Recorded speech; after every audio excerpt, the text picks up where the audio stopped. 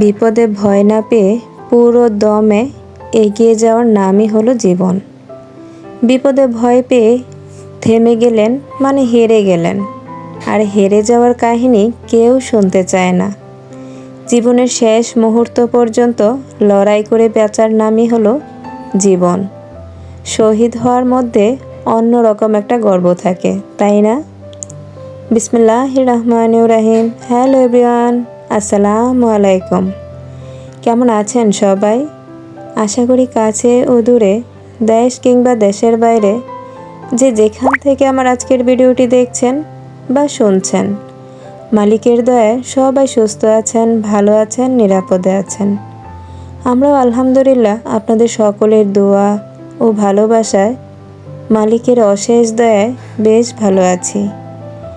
আর যারা অসুস্থ থেকে আমার আজকের ভিডিওটি দেখা শুরু করেছেন বা দেখছেন না, তাদের সকলের সুস্থতা কামনা করে মায়ের সংসার থেকে নতুন দিনের নতুন আরও কিছু কাজ ও গল্প নিয়ে চলে আসলাম আপনাদের মাঝে।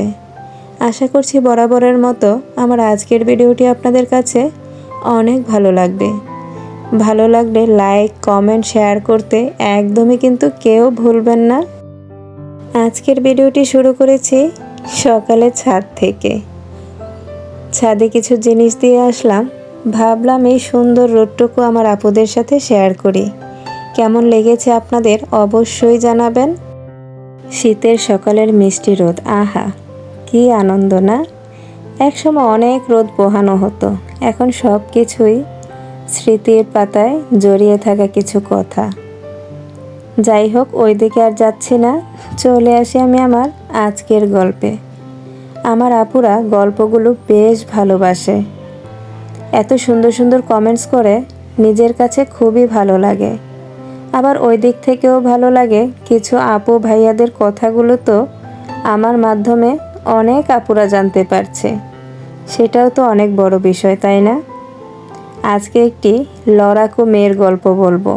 কি ভাবছেন? জীবন মানেই তো লড়াই, তাই না?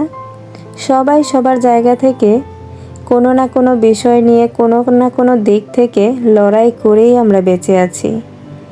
কেউ হয়তো বা লড়াই দেখে ভয় পেয়ে থমকে দাঁড়ায়, কেউ লড়াইটাকে সম উদ্যমে এগিয়ে নিয়ে যায়, হয়তো বা বিজয় হয় কেউ, শহীদ হয় কেউ। এইটা তফাৎ, কিন্তু লড়াইটা অনেকেই থামিয়ে রাখে না। ওই রকমই একজন লড়াকু মানুষের গল্প বলবো আপনাদের সাথে। আমি রিমি। আমার বাবা একজন সাধারণ চৌকিদার।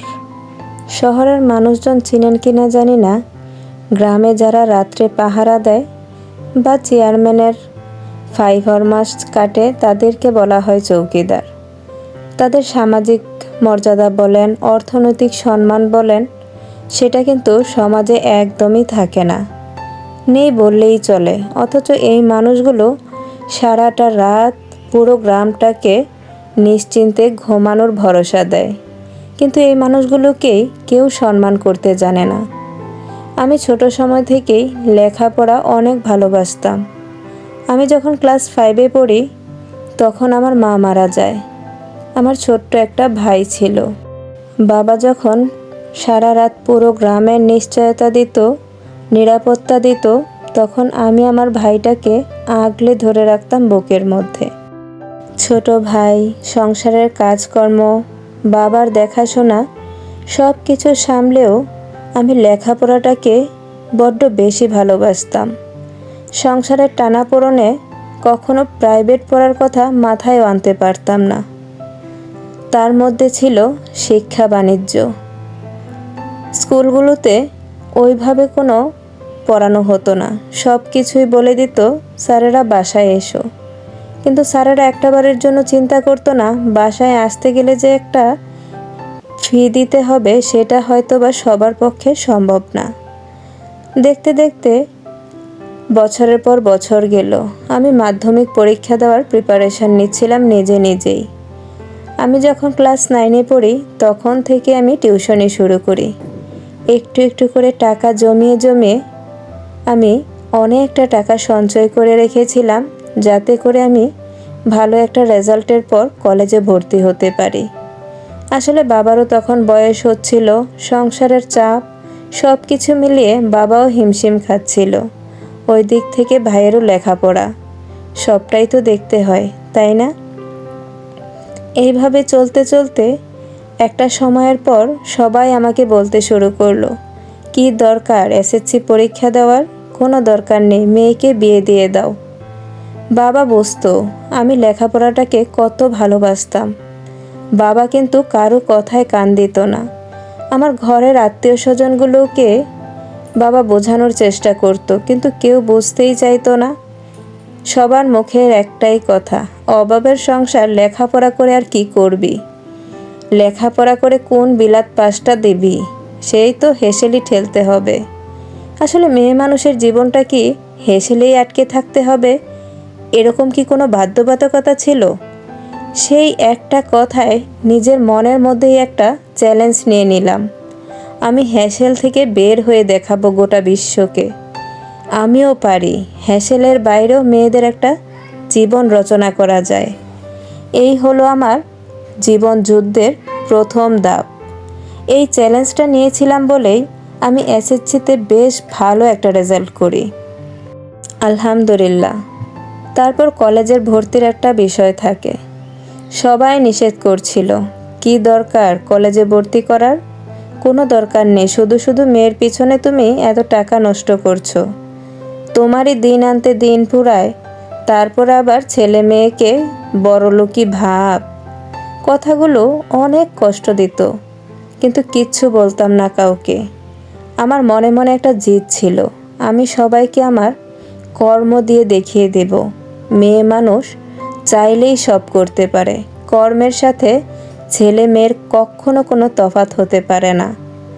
আমি পুরো দমে কলেজের জন্য প্রিপারেশন নিলাম।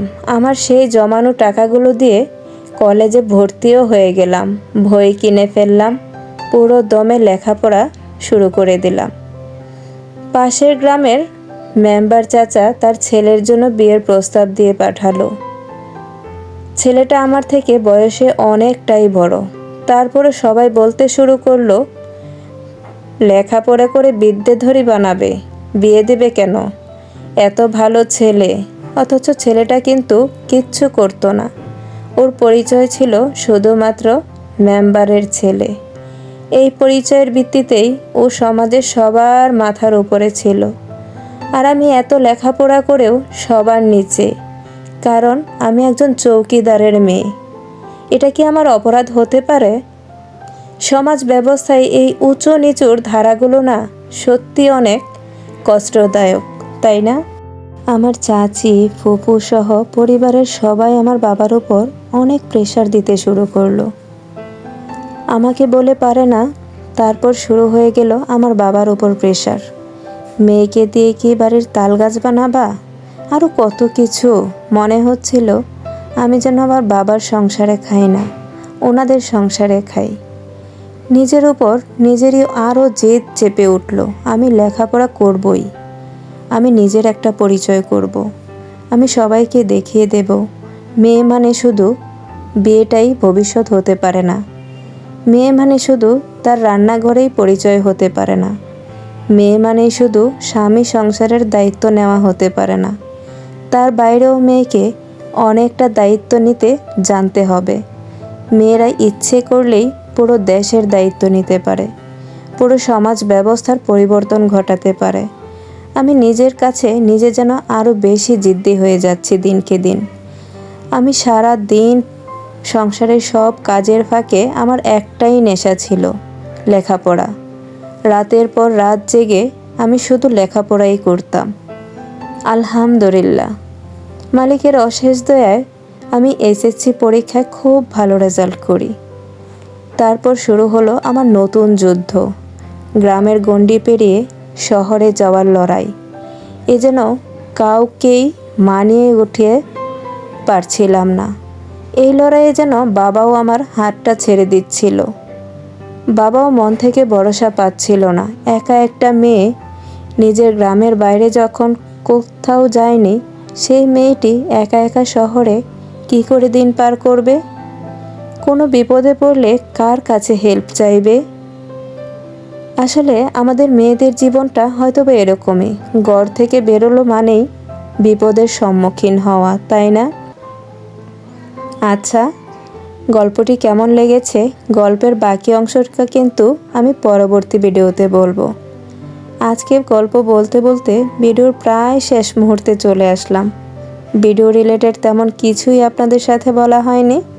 আমার আপুরা তো আমার ঘরের সব কাজকর্ম দেখে অভ্যস্ত, সবাই নিশ্চয়ই বুঝে নিয়েছে আমি কি কি কাজ করেছি। আজকের ভিডিও থেকে আমি এখানেই বিদায় নেব। মালিকের দয়ায় সবাই সুস্থ থাকবেন, ভালো থাকবেন, নিরাপদে থাকবেন। আর অবশ্যই সবাই সাবধানে থাকবেন। ঠান্ডা পড়েছে, শীত আসছে, ঘরে ঘরে জ্বর ঠান্ডা। আর আমাদের জন্য সবাই দোয়া করবেন। আল্লাহ হাফেজ, আসসালামু আলাইকুম।